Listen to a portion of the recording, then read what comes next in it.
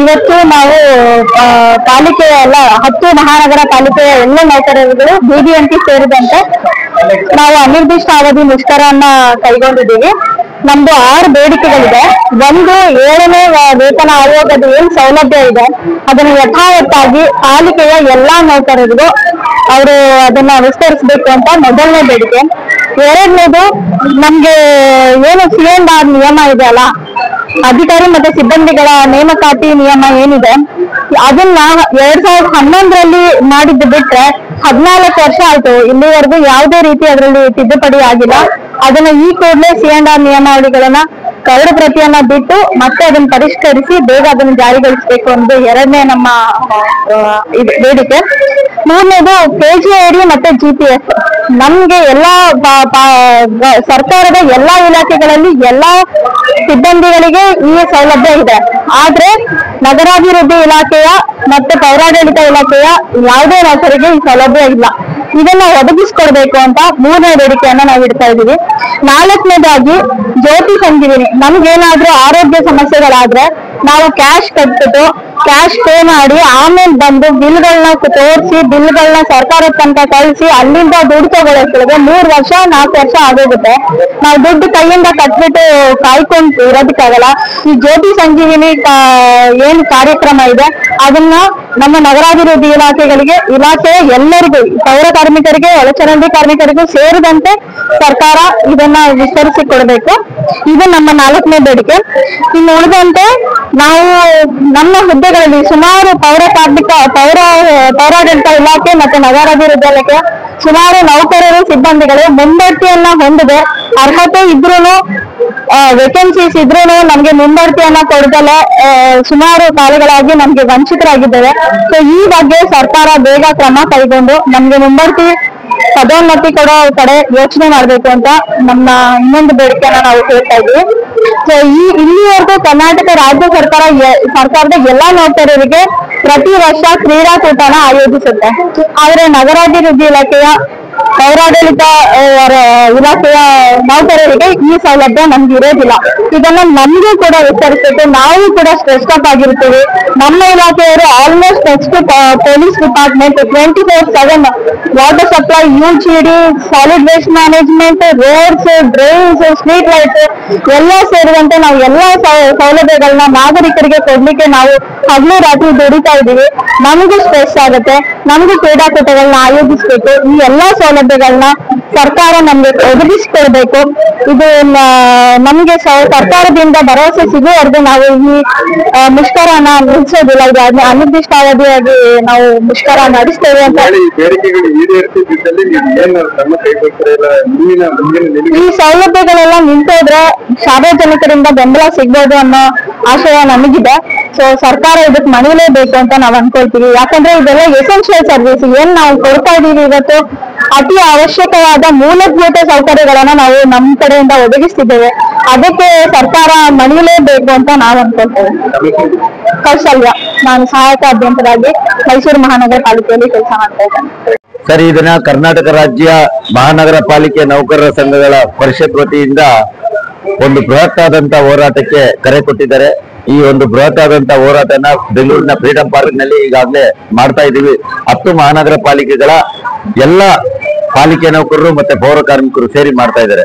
ಇದ್ರ ಉದ್ದೇಶ ಏನಂತಂದ್ರೆ, ನಮ್ದು 7th ಪೇ ಕಮಿಷನ್ ಆಗಿದೆ. 7th ಪೇ ಕಮಿಷನ್ ಆಗಿರೋದನ್ನ SFC ಹಣದಲ್ಲಿ ಅವ್ರು ಕೊಡ್ತಾ ಇಲ್ಲ, ಪಾಲಿಕೆ ಹಣದಲ್ಲಿ ತಗೊಳ್ಳಿ ಅಂತಿದ್ದಾರೆ. ನಮ್ಗೆ ಕರ್ನಾಟಕ ರಾಜ್ಯ ಹಣಕಾಸು ಆಯೋಗದಿಂದನೇ ಜಾರಿ ಆಗ್ಬೇಕು ಅನ್ನೋದು ಒಂದು ಪ್ರಮುಖವಾಗಿರ್ತದೆ. ಎರಡನೇದಾಗಿ ಈ CRN ರೂಲ್, ನೇಮಕಾತಿ ನಿಯಮಾವಳಿ ಇರ್ತದೆ. ನೇಮಕಾತಿ ನಿಯಮಗಳನ್ನ ಪ್ರತಿ 10 ವರ್ಷಕ್ಕೊಮ್ಮೆ ಕರ್ನಾಟಕ ರಾಜ್ಯ ಸರ್ಕಾರ ತಿದ್ದುಪಡಿ ಮಾಡಿ ಅನುಷ್ಠಾನಕ್ಕೆ ಮಾಡಿ ಅದನ್ನ ಜಾರಿ ಮಾಡಿ ರಾಜ್ಯಪತ್ರದಲ್ಲಿ ಕರಡು ಪ್ರತಿನ ಜಾರಿ ಮಾಡ್ತಾರೆ. ಆದ್ರೆ ಮೈಸೂರು ಮಹಾನಗರ ಪಾಲಿಕೆ ಅನ್ನೋದಾದ್ರೆ ಅಂದ್ರೆ ಪಾಲಿಕೆಯ ಒಂದು ಕರಡು ಪ್ರತಿನ ಇನ್ನೂ ಕೂಡ ಜಾರಿ ಮಾಡಿಲ್ಲ. ಕರ್ನಾಟಕ ರಾಜ್ಯ ಸರ್ಕಾರದಲ್ಲಿ 36 ಇಲಾಖೆಗಳಿದೆ. 36 ಇಲಾಖೆ ಕೂಡ 10 ವರ್ಷಕ್ಕೊಮ್ಮೆ CRN ನ ಚೇಂಜ್ ಮಾಡ್ತಾರೆ. ಈ ನಗರಾಭಿವೃದ್ಧಿ ಇಲಾಖೆ ಮತ್ತೆ ಪೌರಾಡಳಿತ ಇಲಾಖೆ ಮತ್ತೆ ಪಂಚಾಯತ್ ರಾಜ್ ಇಲಾಖೆಯ ಒಂದು ಕರಡು ಪ್ರತಿನ ಅಂದ್ರೆ CRN ರೂಲ್ ನ ತಿದ್ದುಪಡಿ ಮಾಡೋದಕ್ಕೆ 2011 ಬಿಟ್ರೆ ಇವತ್ತಿನವರೆಗೂ ಆಗಿಲ್ಲ. ಇವತ್ತು 2025 ಆಗ್ತದೆ. ತಾರತಮ್ಯ ಮಾಡ್ತಾ ಇದ್ದಾರೆ. ಇದು ಖಂಡನೀಯ. ಇದನ್ನ ಕಡ್ಡಾಯವಾಗಿ ಮಾಡಿದ್ದೇ ಆದ್ರೆ ಮೈಸೂರು ಮಹಾನಗರ ಪಾಲಿಕೆಯಲ್ಲಿ 1474 ಸ್ಯಾಂಕ್ಷನ್ ಪೋಸ್ಟ್ ಏನಿದೆ ಅಷ್ಟು ಪೋಸ್ಟ್ಗಳು ಕೂಡ ಕಾಯಂ ಆಗ್ತದೆ. ಇದರಿಂದ ಏನ್ ಅನುಕೂಲ ನಮ್ಮ ಕಾರ್ಮಿಕರಿಗಂದ್ರೆ, ಈ CRN ಅಲ್ಲಿ ಈ ಹಿಂದೆ ಅರ್ಧ ಗುತ್ತಿಗೆ ಅರ್ಧ ಖಾಸಗಿ ಅಂದ್ರೆ ಅರ್ಧ ಕಾಯಂ ಅಂತ ಮಾಡಿದರೆ, ಅರ್ಧ ಕಾಯಂ ಅರ್ಧ ಗುತ್ತಿಗೆ ಮಾಡಿರೋದ್ರಿಂದ ನಾವು ಕಾಯಂ ಆಗಿ ಅಂತ ಏನೇ ಹೋರಾಟ ಮಾಡಿದ್ರು ಖಾಲಿ ಹುದ್ದೆಗಳಿಗೆ ಪರ್ಮನೆಂಟ್ ಆಗುತ್ತೆ ಮಾತ್ರ, ಇನ್ನು ಬಾಕಿ ಹುದ್ದೆಗಳಿಗೆ ಆಗಲ್ಲ. ಆದ್ರಿಂದ DMA ಆರ್ಡರ್ ಅಂದ್ರೆ ಪೌರಾಡಳಿತ ನಿರ್ದೇಶನಾಲಯದ ಮಂಜೂರಾತಿ ಆದೇಶದಂತೆ 1474 ಜನ ಕಾಯಂ ಆಗಿರ್ಬೇಕಾಯ್ತು ನಗರ ಪಾಲಿಕೆಯಲ್ಲಿ. ಇವತ್ತು 1470 ಜನ ಕಾಯಂ ಆಗಿಲ್ಲ, ಆಗಿರೋದೇ 578 ಜನ. ಇನ್ನೂ 1000 ಜನ ಕಾಯಂ ಆಗ್ಬೇಕು. ಇದೇ ಈ CRN ರೂಲ್ ತಗೊಂಡ್ರೆ ಆ 1000 ಜನ ಕೂಡ ಕಾಯಂ ಆಗ್ತಾರೆ. ಇದು ನಮ್ಮ ಒಂದು ಪ್ರಮುಖವಾದಂತ ಬೇಡಿಕೆ ಆಗಿದೆ. ಆ 1000 ಜನಕ್ಕೆ ನಾವು ಕಾಯಂ ಮಾಡಿಕೊಡ್ಬೇಕು.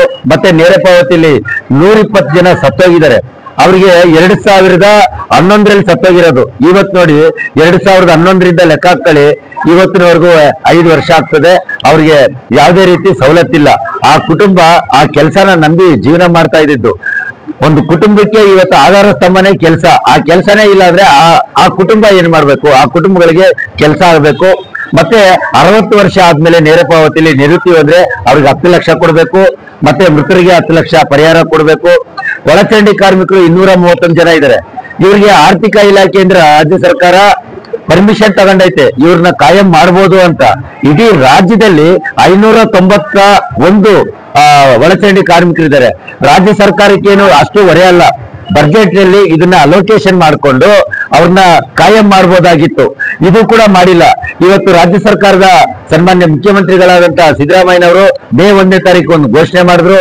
ನಾನು ಮೇ 1ನೇ ತಾರೀಕೆ ಒಳಚರಂಡಿ ಕಾರ್ಮಿಕರಿಗೆ ಕಾಯಂ ಮಾಡ್ಕೊಡ್ತೀನಿ, ಮತ್ತೆ ವಾಹನ ಚಾಲಕರಿಗೆ ನೇರ ಪಾವತಿ ಮಾಡ್ಕೊಡ್ತೀನಿ ಅಂದ್ರು. ಮೇ 1ನೇ ತಾರೀಕು ಹೋಗಿ ಜೂನ್ ಆಯ್ತು, ಈಗ ಜುಲೈ ಬಂದಿದೆ. ಸನ್ಮಾನ್ಯ ಮುಖ್ಯಮಂತ್ರಿಗಳಲ್ಲಿ ಕೇಳ್ಕೊಳ್ತಾ ಇದ್ದೀನಿ, ಮುಂದಿನ ದಿನದಲ್ಲಿ ಆಗಸ್ಟ್ 15 ಇದೆ, ಸ್ವಾತಂತ್ರ್ಯ ದಿನಾಚರಣೆ ಇದೆ. ಆ ಸ್ವಾತಂತ್ರ್ಯ ದಿನಾಚರಣೆ ದಿನ ಆದ್ರೂ ನಮ್ಮ ಒಳಚರಂಡಿ ಕಾರ್ಮಿಕರಿಗೆ ಒಂದು ಸ್ವತಂತ್ರ ಕೊಡಿ, ಕಾಯಂ ಆದೇಶನ ಕೊಡಿ. ಮತ್ತೆ ವಾಹನ ಚಾಲಕರಿಗೆ ನೇರ ಪಾವತಿ ಕೊಡಿ. ಈ ಸತ್ತಂತ ನೇರ ಪಾವತಿ ಅವರಿಗೆ ಒಂದು ಅಮೆಂಡ್ಮೆಂಟ್ ಮಾಡಿ, ಏನು 10 ಮಹಾನಗರ ಪಾಲಿಕೆಯಲ್ಲಿ ನೇರ ಪಾವತಿಯಲ್ಲಿ ಯಾರು ಸತ್ತೋಯ್ತಾರೆ ಅವರಿಗೆ ಕಡ್ಡಾಯವಾಗಿ ಕೆಲಸ ಕೊಡ್ಲೇಬೇಕು. ಕಾಂಪೋಸಿಷನ್ ಅಂದ್ರೆ ಅನುಕಂಪ ಆಧಾರದ ಕೆಲಸನೂ ಕೊಡ್ಬೇಕು, ಮತ್ತೆ ಪರಿಹಾರನೂ ಕೊಡ್ಬೇಕು ಅನ್ನೋದನ್ನ ಒಂದು ತಿದ್ದುಪಡಿ ತಂದು ಅದನ್ನ ಜಾರಿ ಮಾಡಿ ನಗರಾಭಿವೃದ್ಧಿ ಇಲಾಖೆಗೆ ಕೊಟ್ಟು ಪೌರಾಡಳಿತ ಮೂಲಕ ಎಲ್ಲಾ ಮಹಾನಗರ ಪಾಲಿಕೆಗಳಿಗೆ ಅದನ್ನ ಒಂದು ಘೋಷಣೆ ಮಾಡ್ಬೇಕಂತ ಕೇಳ್ಕೊಳ್ತಾ ಇದ್ದೀನಿ. ಇದರಿಂದ ತುಂಬಾ ತೊಂದರೆ ಆಗ್ತಾ ಇದೆ. ಇದಾದ ನಂತರ ನಮ್ಮ ಪೌರ ಕಾರ್ಮಿಕರು ಬೆಳಿಗ್ಗೆ ಎದ್ದ ತಕ್ಷಣ ಕೆಲಸಕ್ಕೆ ಹೋಗ್ತೀವಿ, ಆರೋಗ್ಯ ಸ್ಥಿತಿ ಕ್ಷೀಣಿಸ್ತಾ ಇದೆ. ನಾವು ಬೆಳಿಗ್ಗೆ ಎದ್ದ ತಕ್ಷಣ ಶ್ರಮಜೀವಿಗಳು ಬೆಳಿಗ್ಗೆ 6 ಗಂಟೆಗೆ ಸ್ವಚ್ಛತೆ ಕೆಲಸಕ್ಕೆ ಆದ್ಯತೆ ಕೊಟ್ಟು ನಿಂತ್ರೆ ನಮ್ಮ ಮಕ್ಕಳ ಮರಿನೆಲ್ಲ ಮರೆತು ನಾವು ಕೆಲಸ ಮಾಡ್ತಾರ ಅಂತ ಸಂದರ್ಭ. ನಮ್ಮ ದೇಹ ಸ್ಥಿತಿ ಸುಧಾರಣೆ ಆಗ್ಲಿಕ್ಕೆ ಸರಿಯಾಗಿರಲ್ಲ. ಅದಕ್ಕೋಸ್ಕರ ಜ್ಯೋತಿ ಸಂಜೀವಿನಿ ಕ್ಯಾಶ್ಲೆಸ್ ಕಾರ್ಡ್ ಬೇಕಾಗಿದೆ. ಇವತ್ತು ನಮ್ಮ ಹತ್ರ 500 ರೂಪಾಯಿ ಇರಲ್ಲ ಚಿಕಿತ್ಸೆ ಮಾಡ್ಲಿಕ್ಕೆ. ಒಂದು ಹಾಸ್ಪಿಟ್ಲಿಗೆ ಹೋದ್ರೆ ಮಿನಿಮಮ್ 1,000 ರೂಪಾಯಿ ಖರ್ಚು ಬೇಕಾಗುತ್ತೆ. 1,000 ರೂಪಾಯಿನ ಒಂದು ಕಾರ್ಮಿಕರು ಒಂದು ದಿನದಲ್ಲಿ ತರಲಿಕ್ಕೆ ಕಷ್ಟ ಇದೆ, ತುಂಬಾ ಕಷ್ಟ ಇದೆ ಸ್ವಾಮಿ. ಇವತ್ತು ಸಂಬಳ 2 ತಿಂಗಳು 3 ತಿಂಗಳು ಬಿಟ್ಟು ಕೊಡ್ತಾ ಇದ್ದಾರೆ. ಕಾರಣ ಏನಂದ್ರೆ 80% ಮಾತ್ರ ರಾಜ್ಯ ಸರ್ಕಾರದ ಹಣದಲ್ಲಿ ಸಂಬಳ ಕೊಡಿ ಅಂತ ಹೇಳ್ತಾರೆ. ಇನ್ನು 20% ಸ್ಥಳೀಯ ಪಾಲಿಕೆ ನೌಕರರ ಪಾಲಿಕೆ ಹಣದಲ್ಲಿ, ತೆರಿಗೆ ಹಣದಲ್ಲಿ ಸಂಬಳ ಕೊಡಿ ಅಂದ್ರೆ ಇದು ಅವೈಜ್ಞಾನಿಕವಾಗಿ ಇದೆ. ಹಾಗಾಗಿ ಈ 20% ಹಣನೂ ಕೂಡ ಸೇರಿ 100% ಹಣನ ಪಾಲಿಕೆ ವತಿಯಿಂದ ಅಂದ್ರೆ SST ಹಣದಲ್ಲಿ ಕರ್ನಾಟಕ ರಾಜ್ಯ ಹಣಕಾಸು ಆಯೋಗದಿಂದನೇ ನಮ್ಗೆ ಸಂಬಳ ಕೊಡ್ಬೇಕು. ಈಗ ಏನ್ ನೇಮಕಾತಿ ಆಗಿದೆ 170 ಜನ ಮತ್ತೆ 252 ಜನಕ್ಕೆ ಸಂಬಳ ಕೊಡ್ಲಿಕ್ಕೆ 2021-22ರಲ್ಲಿ ಈಗ ಆಯ್ಕೆ ಆಗಿದ್ದೀವಿ. ಅವರಿಗೆ ಸಂಬಳನ 80% ಕೊಡ್ತಾ ಇದ್ದಾರೆ. 20% ಪಾಲಿಕೆಯಿಂದ ಕೊಡಿ ಅಂದ್ರೆ ನಾಳೆ ನಾಗರಿಕ ಬಂಧುಗಳು ಪಾಲಿಕೆಯಲ್ಲಿ ತೆರಿಗೆನೇ ಕಟ್ಟಲ್ಲ ಅಂದ್ರೆ ಸಂಬಳ ಕೊಡಲ್ವ? ನೀವು ಕೆಲಸ ಯಾಕೆ ತಗೋತೀರಿ ಸ್ವಾಮಿ? 30 ದಿನ ದಯಮಾಡಿ ನೀವು 30 ದಿನನೂ ಕೆಲಸ ತಗೊಂಡಾದ ನಂತರ ಆ 30 ದಿನಕ್ಕೆ ಆದಂತ ಕೂಲಿನ SST ಫಂಡಲ್ಲಿ ಕೊಡಿ. ನಮ್ಮ ಕಾರ್ಮಿಕರ ನೋವಿಗೆ ಸ್ಪಂದಿಸಿ ಮಾಡಬೇಕು ಸಂಬಳನ, ಮತ್ತೆ ಕಡ್ಡಾಯವಾಗಿ ಅದನ್ನ ಕೊಡ್ಬೇಕಂತ ಕೇಳ್ಕೊಂಡು ನಮ್ಮ ಈ ಒಂದು ಕಾರ್ಮಿಕರು ಕೆಲಸ ಮಾಡ್ತಾರೆ, ಅವರ ಸರ್ವಿಸ್ ತಕ್ಕಂತೆ ಬಡ್ತಿಗಳನ್ನ ಕೊಡ್ಬೇಕು. ಇವತ್ತು ಪೌರ ಕಾರ್ಮಿಕ ಆಗಿ ನಾನು ಆಯ್ಕೆ ಆದ್ಮೇಲೆ 3 ವರ್ಷನ 5 ವರ್ಷ ಆದ ನಂತರ ನನಗೆ ಬಡ್ತಿ ಕೊಡ್ಬೇಕು, ಮೇಸ್ತ್ರಿ ಕೊಡ್ಬೇಕು, ಸ್ಯಾನಿಟರಿ ಸೂಪರ್ವೈಸರ್ ಕೊಡ್ಬೇಕು, ಹೆಲ್ತ್ ಇನ್ಸ್ಪೆಕ್ಟರ್ ಕೊಡ್ಬೇಕು, ಅಥವಾ FTI ಕೊಡ್ಬೇಕು. ಈ ರೀತಿ ಹುದ್ದೆಗಳನ್ನ ನಮ್ಮ ಸಫಾಯಿ ಕರ್ಮಚಾರಿ ಆಯೋಗ, ಕರ್ನಾಟಕ ರಾಜ್ಯ ಸಫಾಯಿ ಕರ್ಮಚಾರಿ ಆಯೋಗ ಮತ್ತೆ ರಾಷ್ಟ್ರೀಯ ಸಫಾಯಿ ಕರ್ಮಚಾರಿ ಆಯೋಗ ಕಾಲಕ್ಕೆ ಒಂದು ಮೀಟಿಂಗ್ ಗಳನ್ನ ಮಾಡಿ ಸಮಾಜ ಕಲ್ಯಾಣ ಇಲಾಖೆ ಆಯುಕ್ತರ ಸಮ್ಮುಖದಲ್ಲಿ ಒಂದು ಸಭೆ ಮಾಡಿ ಒಂದು ಕಡ್ಡಾಯ ನಿರ್ಣಯನ ಮಾಡ್ತಾರೆ, ಇವರಿಗೆ ಬಡ್ತಿಗಳನ್ನ ಕೊಡಿ ಅಂತ. ಆ ಬಡ್ತಿಗಳನ್ನ ಕೊಡಲ್ಲ, ಆ ಬಡ್ತಿಗಳು ಕಡತದಲ್ಲಿ ಇರ್ತದೆ, ಆ ಕಡತದಿಂದ ಹೊರಗಡೆನೆ ಬರಲ್ಲ. ಹಾಗಾಗಿ ಬಡ್ತಿ